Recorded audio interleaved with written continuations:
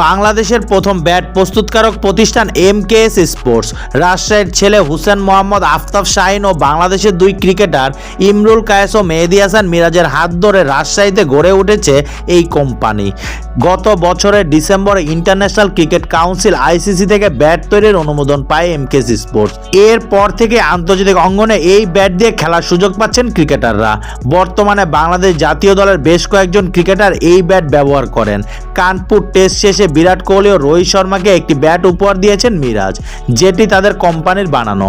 মিরাজের থেকে উপহার পেয়ে বেশ উচ্ছ্বাসিত এই দুই তারকা ক্রিকেটার। ইমরুল কায়েসের ভেরিফাইড ফেসবুক পেজে প্রকাশিত এক ভিডিওতে ব্যাট নেয়ার পর রোহিতকে বলতে শোনা যায়, মিরাজ অনেক দারুণ ক্রিকেটার, আমি তাকে নিয়ে গর্বিত।